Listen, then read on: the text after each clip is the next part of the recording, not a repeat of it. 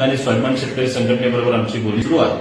अगदी सकारात्मक बोलणी सुरू आहे आणि निश्चितपणे ती आघाडी पूर्णत्वास येण्याचा आशावाद आम्हाला या ठिकाणी आहे. विधानसभा निवडणुकीच्या पार्श्वभूमीवर वंचित बहुजन आघाडीची महाराष्ट्रातील काही पक्षांच्या बरोबर बोलणी सुरू आहे. प्रामुख्याने स्वाभिमानी शेतकरी संघटनेचे नेते राजू शेट्टी यांच्याबरोबर आदरणीय बाळासाहेब आंबेडकरांची एक बैठक संपन्न झालेली आहे. मी त्या बैठकीमध्ये होतो. राजू शेट्टी यांची स्वाभिमानी शेतकरी संघटना आणि महाराष्ट्रातील काही शेतकरी संघटना यांची आघाडी अगोदरच जाहीर झालेली आहे. याच्यामध्ये विशेषतः वामनराव चटप, शंकरराव धोंडगे पाटील यांच्या संघटनेबरोबर राजू शेट्टी यांची आघाडी जाहीर झालेली आहे. वंचित बहुजन आघाडीची आदिवासी संघटनांच्या बरोबर असणारे राजकीय पक्ष, प्रामुख्याने गोंडवाना पार्टी, त्याचबरोबर भारतीय आदिवासी संघ, अशा वेगवेगळ्या राजकीय पक्षांची वंचित बहुजन आघाडीची आघाडी याच्या अगोदर जाहीर झालेली आहे.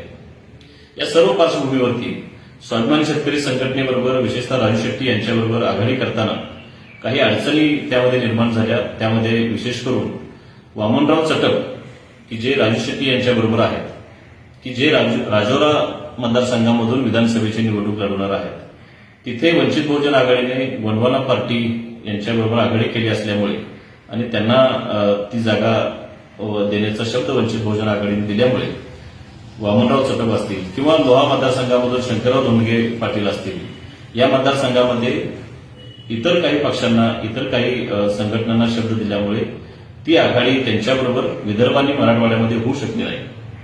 म्हणून आदरणीय बाळासाहेब आंबेडकर आणि स्वाभिमानी शेतकरी संघटनेचे नेते राजू शेट्टी यांनी त्या बैठकीमध्ये ठरवलं की या आघाडी संदर्भामध्ये किमान आपण पश्चिम महाराष्ट्रामध्ये विभागीय स्तरावरती आघाडी करावी आणि त्या संदर्भामध्ये बोलणी सुरू ठेवावी. त्या अनुषंगाने स्वाभिमान शेतकरी संघटनेबरोबर आमची बोलणी सुरू आहे. अगदी सकारात्मक बोलणी सुरू आहे आणि निश्चितपणे ती आघाडी पूर्णत्वास येण्याचा आशावाद आम्हाला या ठिकाणी आहे.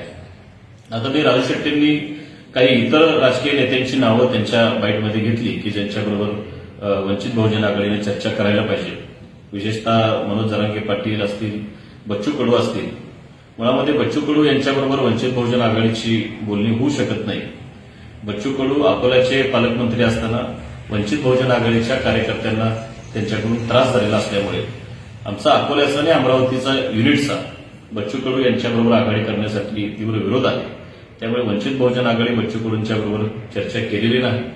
आणि बाकीचे जे राजकीय नेते आहेत, विशेषतः आरक्षणासंदर्भामध्ये बरेचसे राजकीय नेते महाराष्ट्रामध्ये काम करत आहेत, त्यांच्या संदर्भामध्ये आघाडी करताना आदरणीय बाळासाहेबांनी स्पष्टपणे सांगितलेलं आहे की ओबीसी आरक्षण आणि मराठा समाजाचा ओबीसीमध्ये समावेश, या संदर्भामध्ये त्या राजकीय नेत्यांची भूमिका जोपर्यंत स्पष्ट होत नाही तोपर्यंत वंचित बहुजन आघाडी त्या राजकीय संघटनांशी बोलणी करू शकत नाही.